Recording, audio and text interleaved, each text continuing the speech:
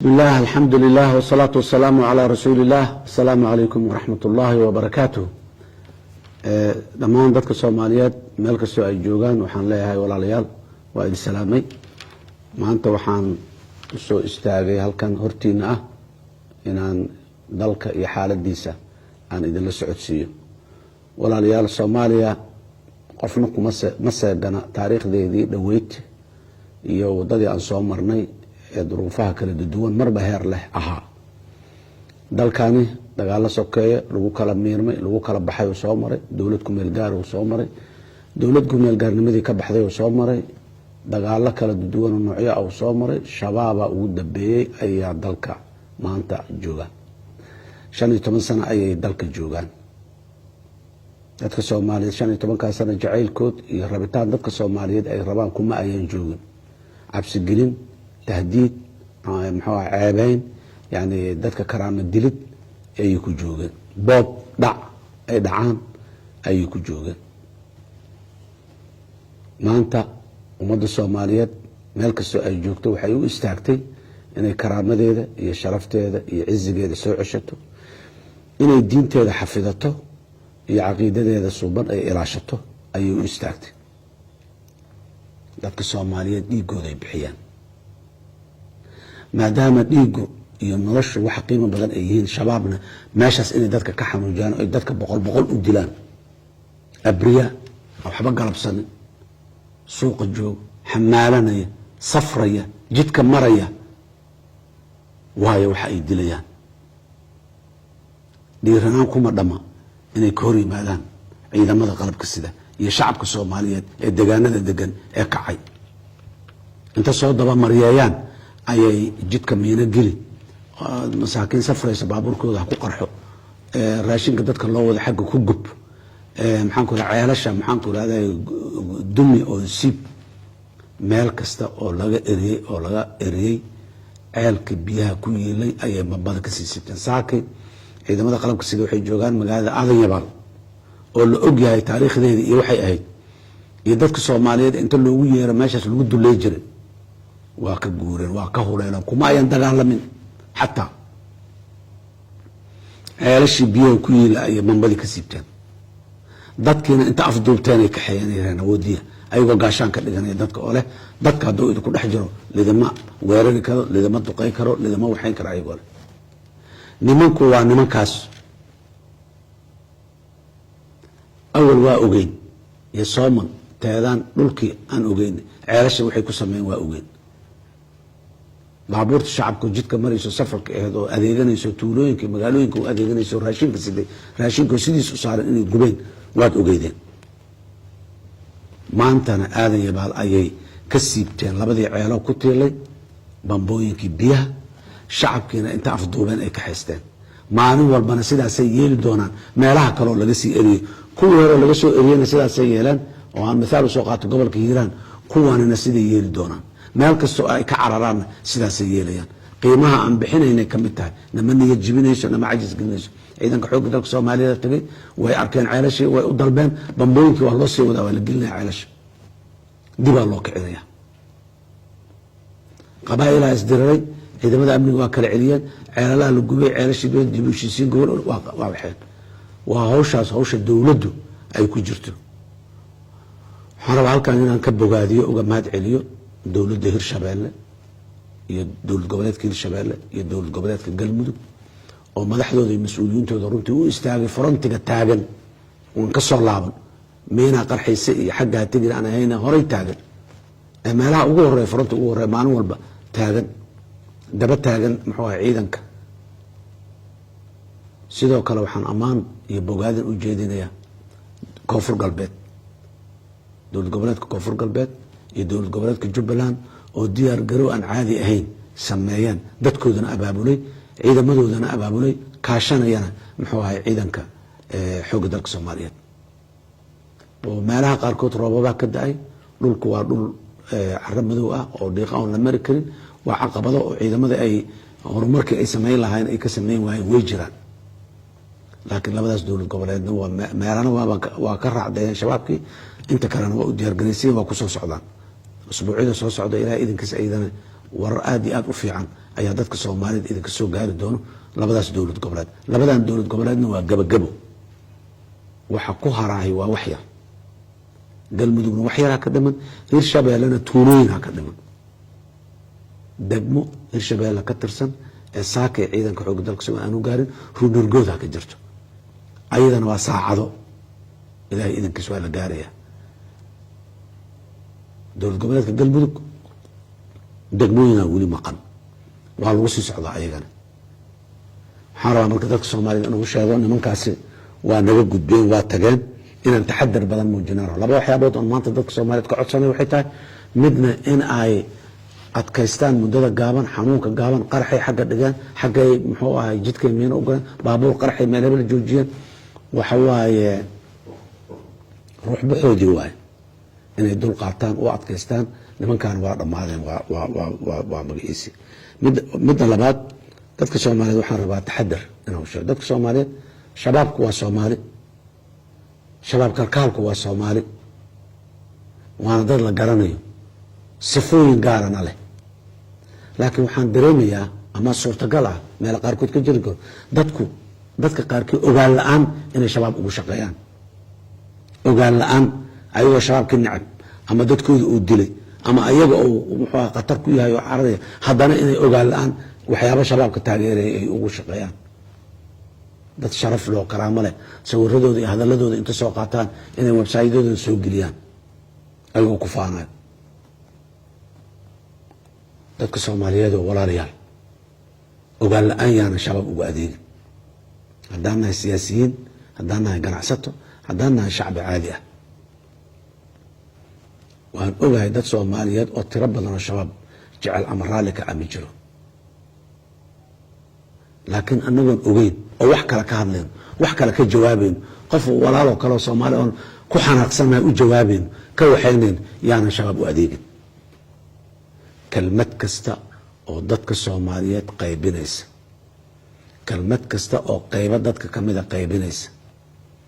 kelmad kasta oo dowladnimada carqalad iyo ceeb ku ah, kelmad kasta oo cajas gelinaysa dadka iyo hamigooda iyo muxuu ahay waxay ku dhawaaqayaan, ogaan la-aanaad shabaab ugu shaqeeyo haysaa. ogaa walaalkeyo, walaasheeyo, yaan loo shaqeyna shabaab, ogaan la-aan yaan loogu shaqeyna. kii ogaan ugu shaqeyn waaba garanaynaa, waa kii shabaab kalkaalka ahay oon sifaayooyinkiisa in badan aan ka soo sheekeyno. waa qaadicu dariiqa, waa kan dadka isku dira, waa kan qabaabilka abaabulo isdila yiraa waaye. laakiin Soomaaliga muwaadinka ee sharafta leh, ee ganacsadaha ah, ee bulshada rayidka ah, ee siyaasiga ah, ee mas-uulka meelaha qaarkood ka ah, waayo kan la hadlayo leeyahay hala taxadaro, ogaan la-aan yaan shabaab loogu shaqeyna. waxaan guud ahaan ammaanayaa hay-adaha dowladda dhammaan, hadday yihiin sharci dejin, hadday yihiin fulin, hadday yihiin maxaan ku rahdaa garsoor, intaba maanta u taagan muxuu ahay dagaalka shabaab. waa ku ammaanayaa dhiiranaanta iyo codka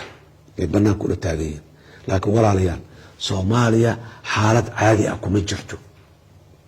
xaalad ay isxoreynayso oo gobonimadii sovereigntigeedii ay soo ceshanaysay ku jirtaa. xaaladaasi waxbay naga mudan tahay. waxaan leeyahay dagaalka shabaab kula jirno dadka Soomaaliyeed, walaalaha Soomaaliyeed meelkasta waxay ugu baaqayaan inay taageeraan, banaanka u soo istaagaan. hiilo qarsoon hiilo maaha, horeyaa loo yiri, Soomaalida kuma maaday. banaanka la soo istaag, maalintaa dhimanay ka hor dhiman maysid haddii aan la yiraa. waxaan kaloo rabaa dadka Soomaaliyeed marka maanta in halkan uga sheego, walaalayaal, shabaab waa taariikh, waa history, waa tegey. taariikh waaye, waa tegey. haddii dadka qaarkiis lagu cabsi geliyo way soo noqonayaan. beri deegaanka soo miyiga meelaha deegaanada qaarkood la sheegay akhyaar waa soo noqonayaan nimankii, yaan saan la yeelin, yaan kaas la yeelin, beri imaanayaan, soo noqon maayaan, ma soo noqonayaan, waa tageen ilaahay idankiisa. cajasgelin waay markaa, ma soo noqonayaan, waa soo noqonayaan iyo cabsigelin iyo cajasgelin waay. dadka dhahay degaan hebel dagaalka uma diyaar garoobin iyo waa cajasgelin waay. dadka Soomaaliyeed si qalbi ah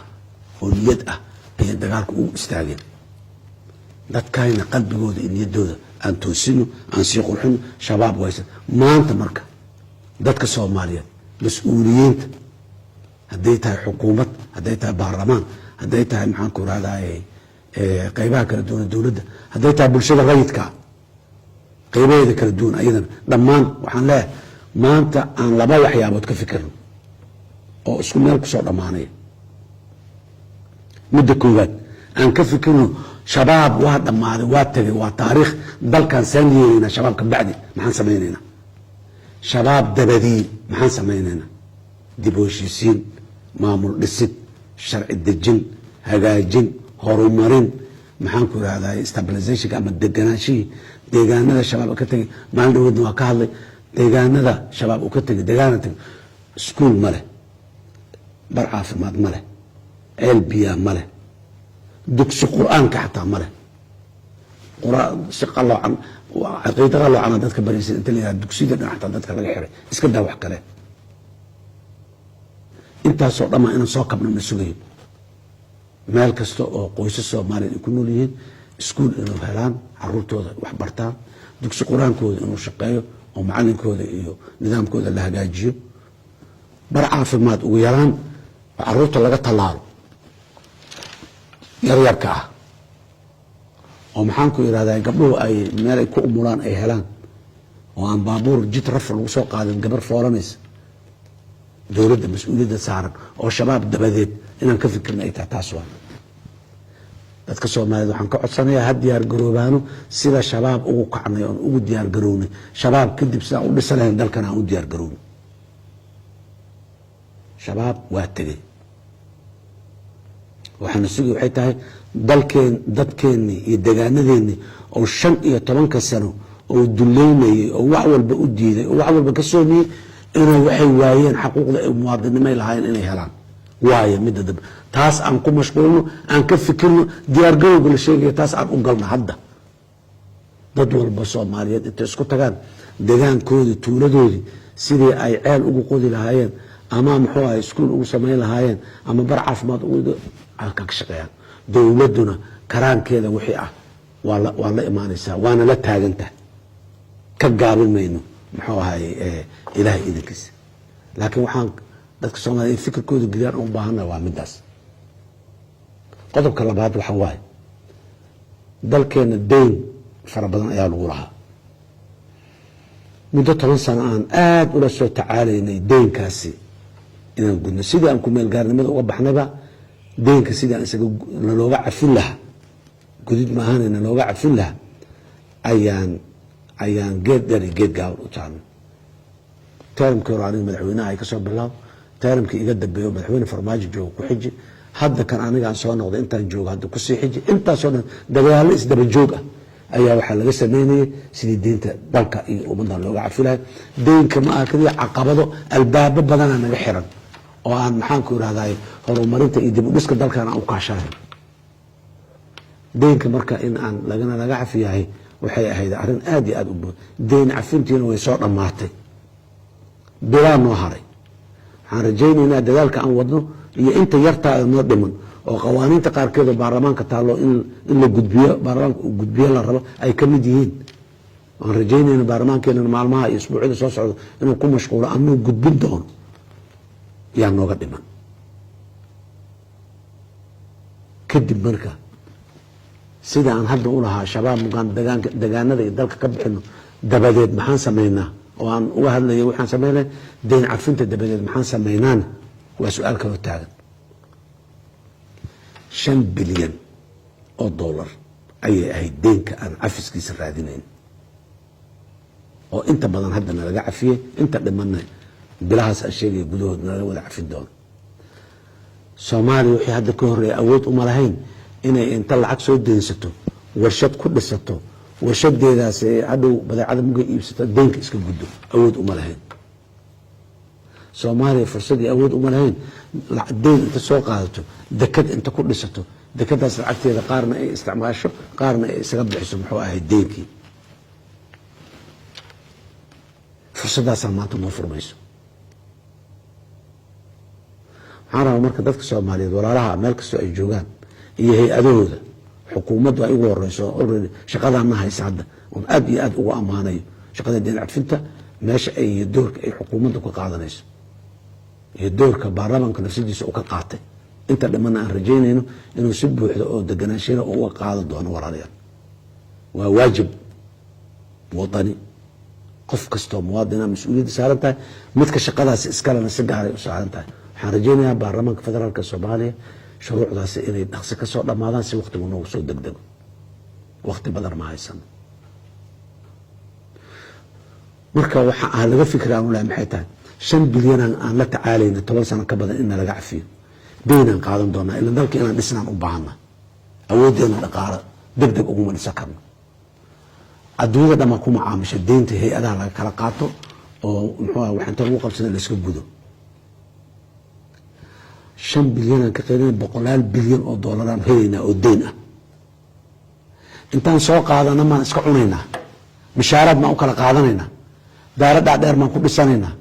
maxaan ku samaynaynaa waxaan ku samaynaynaa dalkaan ku dhisaynaa waxaan gelinaynaa meel dakhli ka imaanayo oo aan deynka iska gudi karno waxaan gelinaynaa meel dadkeena adeegyo ay u baahnaayeen oo ka maqan ay ka helayaan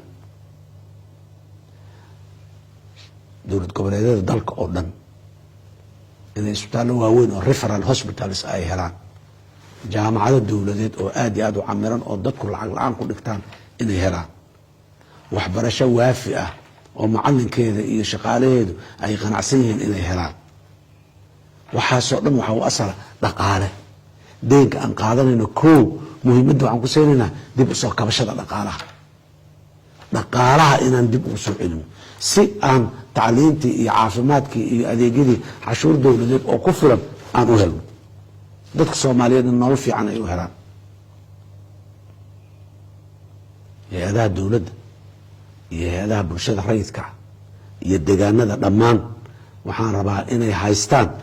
wixii oo loo maalgeli lahaa ganacsatada si gaar ah weliba mashaariic waaweyn oo la maalgeliya inay la yimaadaan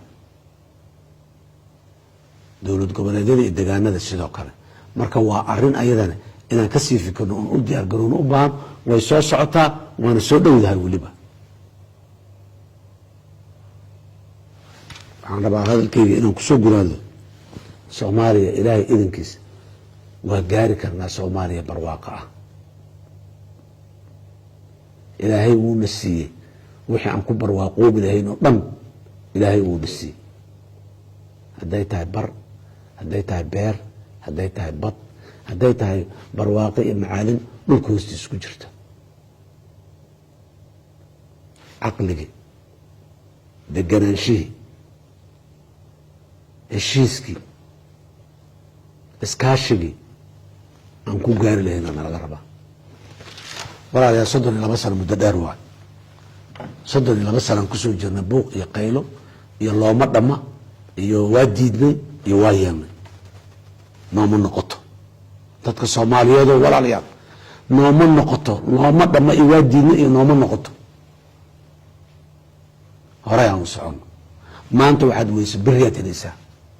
adduunyadaadu beri ha lahaato maanta way ku ekaano maanta wax waaye bis waa dhamaatay ma ah maanta haddaad waysa beri aad helaysaa maanta haddaad haysato mas-uuliyad dowladeed iyo magac dowladeed beri ma haysanaysid maanta haddaadan haysanina macnaheedu maaha beri inaadan helayn fogaan arag aan yeelano beriyaa soo socoto ilaahay idankiis waana beri qurxoon aad iyo aad u qurxoon dadka soomaaliyeed waxaan u sheegaa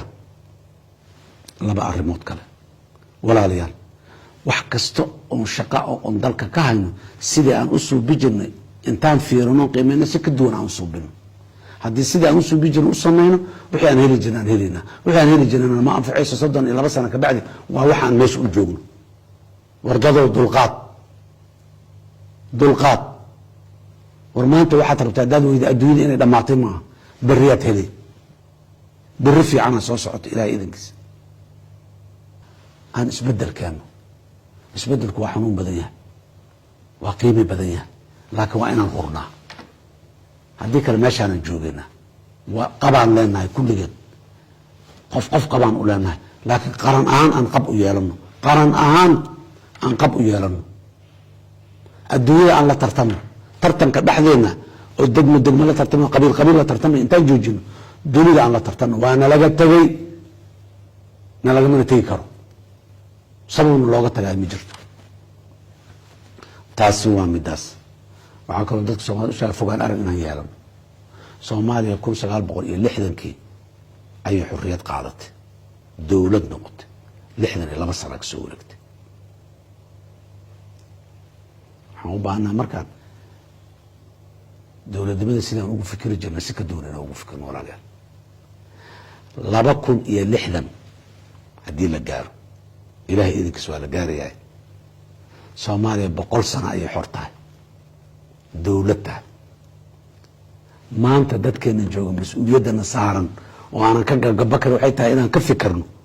oo maskaxdeena ku dejino Soomaaliya see ah noocee ah ayaan rabnaa 2060 in la gaaro in la arko Soomaaliya noocee ah ayaan rabnaa 38 sano ka bacdi in la arko waxaan rabaa dadka Soomaaliyeed inay ku fikiraan Soomaaliyadaas naqshadeeda inta la sameeyo maanta dhismaheeda in la bilaabo